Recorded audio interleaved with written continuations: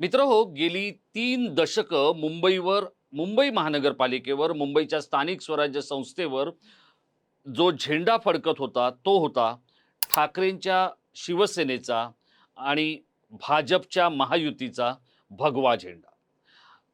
गेल्या काही काळामध्ये शिवसेनेचं आणि भाजपचं बिनसलं. देवेंद्र फडणवीसांनी प्रमाणाबाहेर उद्धव ठाकरेंना मदत करून उद्धव ठाकरेंना त्यांची मदत आणि दोस्ती या दोन्ही गोष्टी कळल्या नाही. प्रकरण विकोपाला गेलं आणि शेवटी ठाकरेंचा भगवा, शिवसेनेचा झेंडा हा महानगरपालिकेवरून खाली उतरवण्यात भाजपला यश मिळालं. भाजपची ही गेल्या अनेक वर्षांची सुप्त इच्छा होती. अर्थात ती पूर्ण होण्यासाठी सुद्धा शिवसेना प्रमुख बाळासाहेब ठाकरे यांचा एक मावळा हातीशी घ्यावा लागला. त्याचं नाव होतं एकनाथ शिंदे. आणि त्यानंतरच भाजपला हे आपलं सत्य सत्यात उतरवता आलं. आज 21 मे रोजी या भाजपच्या मुंबई महानगरपालिकेच्या कारभाराला 100 दिवस पूर्ण झालेले आहेत. या 100 दिवसांचं वर्णन जे काही करायचंय ते आपण करणार आहोत. पण आज 100 दिवस पूर्ण झालेले असताना मुळात ही जी काही कामगिरीच्या एकूणच लेख्याजोखाची जी गोष्ट आहे ती सगळ्यात आधी आपण बोलून दाखवली होती. टाइम महाराष्ट्राने त्याला अधोरेखित केलं होतं. मुंबईच्या महापौर रितू तावडे आणि अमित साटम यांनी एकत्र येत या संदर्भात काय घडलं गेल्या 100 दिवसात ते सांगितलं. आणि त्या सगळा नजारा पाहिल्यानंतर माझ्यासारख्या पत्रकाराला या सगळ्या गोष्टीचं आणि घटनेचं वर्णन करताना एकच गोष्ट जाणवली, ती म्हणजे मुंबईच्या महापौरपदी अमित साटम यांची नियुक्ती झाली आहे का, असा प्रश्न तुम्हालाही पडेल. बघूया या व्हिडिओत. नमस्कार मित्रहो, मी राजेश कोचरेकर आणि आपण पाहताय आपलं आवडतं न्यूज पोर्टल टाइम महाराष्ट्र. मित्रहो, मुंबई महानगरपालिकेमध्ये बीजेपी अर्थात भारतीय जनता पक्ष आणि एकनाथ शिंदे यांच्या नेतृत्वाखालील शिवसेना हे सत्तेत आहेत. पण एकनाथ शिंदे यांच्या शिवसेनेला जितकं महत्त्व दिलं जायला हवं तितकं दिलं जात नाही. याचं कारण काय, तर मुंबई महानगरपालिकेमध्ये भाजपचे नगरसेवक लक्षणीयरित्या जास्त आहेत. एकनाथ शिंदेंची संख्या वाढेल असं वाटलं होतं शिंदेंना, पण ते होऊ शकलं नाही. अर्थात याला एकनाथ शिंदेंच्या पक्षामधले काही लोक जबाबदार आहेत, तितकेच भाजपचे काही नेते सुद्धा या सगळ्या गोष्टीवर लक्ष ठेवून होते. आणि शिंदेंची संख्या वाढणार नाही, त्यांचे नगरसेवक वाढणार नाहीत, याच्याकडे अत्यंत दक्ष नजरेनं पाहिलं गेलं. असो, तो मुद्दा झाला 11 फेब्रुवारीच्या आधीचा. 11 फेब्रुवारीला मुंबईच्या महापौरपदी रितू तावडे यांची निवड झालेली आहे. आता रितू तावडे यांचं गेल्या काही दिवसांपासून म्हणजे विशेषतः 100 दिवसातलं जे कामकाज आपण पाहिलं तर ते निव्वळ वादग्रस्त, वरवरचं किंवा ज्याला खूप खोली नाहीये, अभ्यास नाहीये आणि उथळ असं राजकारण आणि प्रशासन आपल्याला पाहायला मिळालं. मग निधीतला घोळ असेल, त्यांचं मनगटी घड्याळ असेल किंवा त्यांची कार्यशैली असेल, महानगरपालिकेच्या सभागृहामध्ये त्यांचं सातत्यानं उशिरा येणं असेल, या सगळ्या गोष्टी जर आपण पाहिल्या तर त्या योग्य आहेत का, तर त्याचं उत्तर नाही असं आहे. पण संपूर्ण बीजेपी ही बीएमसी मध्ये भांबावली आहे असं जर मी आपल्याला सांगितलं तर आपण आश्चर्य वाटून घेऊ नका. आता हे मी का सांगतोय, याचं कारण हे स्वतः राज्याचे मुख्यमंत्री देवेंद्र फडणवीस आहेत. देवेंद्र फडणवीस जेव्हा तिसऱ्यांदा मुख्यमंत्री झाले त्यावेळेला त्याने एक अभिनव गोष्ट समोर आणली आणि ती म्हणजे 100 दिवसांचा एक अजेंडा किंवा 100 दिवसांचा एक ॲक्शन प्लॅन असा त्यांनी समोर आणला. 100 दिवसात काय करणार याबद्दल त्यांनी आधी ठरवलं आणि त्यावर अंमल करायला सुरुवात केली. वेगवेगळ्या मंत्रालयांना, त्यांच्या प्रमुखांना, मंत्र्यांना, अधिकाऱ्यांना सगळ्यांना कामाला लावलं आणि 100 दिवसाचा एक लेखाजोखा सरकारचा बनवण्यात आला. मी आपल्याला माझ्या आधीच्या व्हिडिओत म्हटलं की त्यानंतर त्या मंत्रालयांना क्रमांक दिले गेले, गुण दिले गेले, सगळ्यांची धावपळ झाली की थेट मुख्यमंत्र्यांनीच या संदर्भातला कार्यक्रम जाहीर केला होता. असं मुंबईच्या महापौर का जाहीर करत नाहीत असा प्रश्न मी व्हिडिओमधून विचारला आणि आज 100व्या दिवशी मुंबई भाजपचे प्रमुख आमदार अमित साटम हे महापालिकेत पोहोचले. आता खरं तर अमित साटम यांनी ही पत्रकार परिषद घ्यायला हवी होती का, तर त्याचं उत्तर काही माणसं हो म्हणून सांगतील, काही माणसं नाही म्हणून सांगतील. पण जर मला विचारलात तर मुळात भाजपची गोची काय झाली हे तुम्ही आधी समजून घ्या. भाजपला कोणालाच स्वतंत्रपणे काम करू द्यायचं नाहीये. मग मुख्यमंत्र्यांवर दिल्लीतून दबाव, मुख्यमंत्र्यांचा आपल्या मंत्र्यांवर दबाव, मुंबईच्या महापौरांवर मुंबईच्या अध्यक्षांचा आणि पालकमंत्र्यांचा दबाव, बरोबर असलेल्या सोमय्या आणि इतर काही महत्त्वाच्या बड्या नेत्यांचा दबाव. काम करायचं तर करायचं कसं असा प्रश्न त्या संबंधित नेत्याला पडून जातो.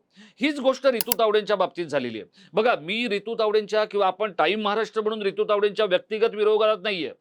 पण रितू तावडे यांचं जे काही चाललेलं आहे किंवा त्यांचा महापौर म्हणून जो काही कारभार चाललेला आहे, त्यावर आपण बोट ठेवायचं नाही का? त्यावर आपण बोलायचं नाही का? आज 2 गोष्टी योगायोगानं घडतायत. त्या पण मी आपल्याला सांगणार आहे. तर त्या काय आहेत मुंबईच्या इतिहासातल्या?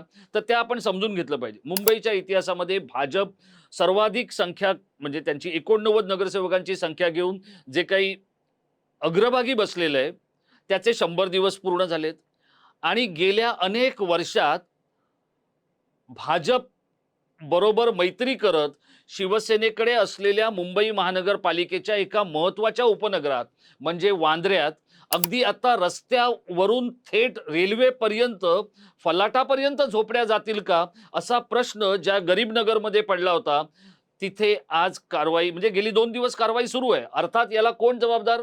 याला न्यायालयाचा आदेश जबाबदार.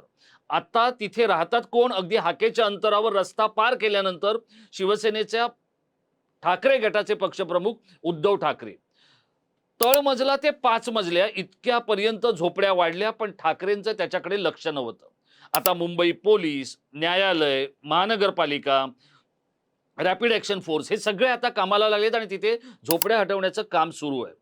आणि दुसऱ्या बाजूला आता मुंबईच्या महापौर जे सांगतायत की नालेसफाईचं काम पूर्ण होईल. मित्रहो, नालेसफाईचं काम पूर्ण होणार नाहीये.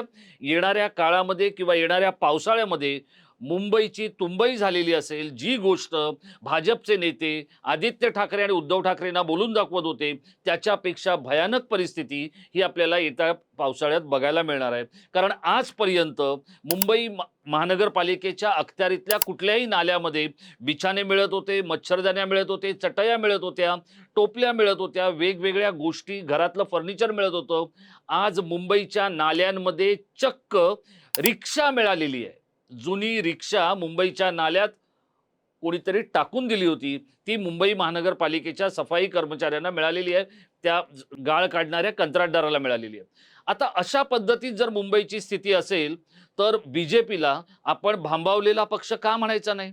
मुंबईला महापौर आहेत, त्या उच्च शिक्षित आहेत, त्या अनुभवी आहेत, त्यांना प्रशासन माहिती आहे, त्यांना सगळ्या गोष्टी माहिती आहेत आणि त्यांना माध्यमही माहिती आहे. अमित साटम मुंबई महानगरपालिकेमध्ये गेले आणि त्यांच्या उपस्थितीत मुंबईच्या महापौरांनी पत्रकार परिषद घेतली. बीजेपीला बीएमसी मध्ये 100 दिवस झालेत आणि त्यामुळे जे काही भाजपचे पालिकेतले नेते आहेत, भाजपच्या महापौर आहेत, मित्रपक्षाचे जे काही उपमहापौर वगैरे जे लोक आहेत, त्यांनी 100 दिवसांच्या बद्दल बोलणं गरजेचं होतं. अमित साटम बोलतायत. अमित साटम का बोलतायत? रितू तावडे या देवेंद्र फडणवीसांनी निवडलेल्या महापौर आहेत, हे मी याच्या आधी आपल्याला सांगितलं. आणि त्यामुळे अमित साटम किंवा तत्सम नेत्यांचा त्यांच्यावर विश्वास नाहीये का? रितू तावडे या मूळच्या काँग्रेसी आहेत, त्या भाजपच्या नाही आहेत आणि आत्ता त्या भाजपमध्ये आल्या आहेत तेव्हापासून आता त्यांना भरभराटीचे दिवस आलेले आहेत. पण म्हणून त्यांचा भाजपच्या नेत्यांचा त्यांच्यावर म्हणून विश्वास नाहीये का त्या काँग्रेसी आहेत म्हणून?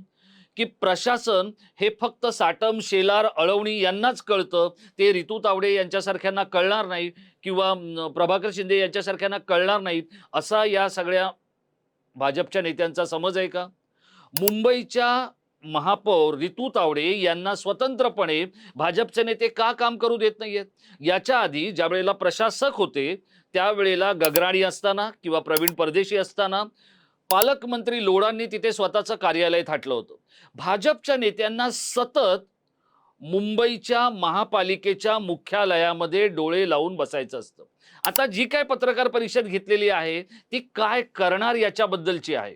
आम्ही जेन पोर्टलवरून टेंडर मागवणार, त्यामध्ये पारदर्शकता आणणार, मुंबईचे नाले साफ होणार. 100 दिवसात काय झालं ते तर सांगा. तर 100 दिवसात काय झालं ते आम्ही सांगतो. 100 दिवसात मुंबईमध्ये प्रचंड वाहतुकीची कोंडी झालेली आहे, नाले सफाई झालेली नाहीये, प्रदूषणाचा प्रश्न ऐरणीवर आहे, वेगवेगळ्या भागांमधल्या वृक्ष छाटणीला अद्याप जितकं म्हणावं तितकं काम पूर्णत्वाला गेलेलं नाहीये, कंत्राटदारांनी खोदून टाकलेले रस्ते तसेच अर्धवट पडलेले आहेत, मुंबईमधल्या अनेक ठिकाणच्या पिण्याच्या पाण्याचा प्रश्न हा अजून तसाच प्रलंबित आहे, मुंबईकरांना पाणी मिळत नाहीये, अशा पद्धतीचं वातावरण मुंबईत आपल्याला बघायला मिळतंय। आणि हे सगळं कमी म्हणून की काय, मुंबई भाजपच्या नेत्यांनी थेट मुंबईच्या महापौरांच्या कार्यकक्षेलाच आपल्या ताब्यात घेतलंय। अमित साटम हे कार्यक्षम लोकप्रतिनिधी आहेत, हुशार आहेत, सुशिक्षित आहेत, डॅशिंग आहेत, हे सगळं जरी खरं असलं तरी अमित साटम यांनी महापौरांच्या कार्यकक्षेवर अतिक्रमण करणं हा 2 कोटी मुंबईकरांचा अवमान ठरू शकतो। आता इथे झालंय काय, लोढा असतील किंवा अमित साटम असतील, या सगळ्या मंडळींना असं वाटतंय की मुंबई महानगरपालिकेचं मुख्यालय ही एक सोन्याची खाण आहे, या खाणीवरती आपलंच लक्ष असलं पाहिजे, या खाणीच्या बाबतीतल्या सगळ्या गोष्टी आपणच केल्या पाहिजेत, मग त्यातलं खोदकाम आणि त्यातली पहारेकरीची भूमिका ही सुद्धा आपलीच असली पाहिजे।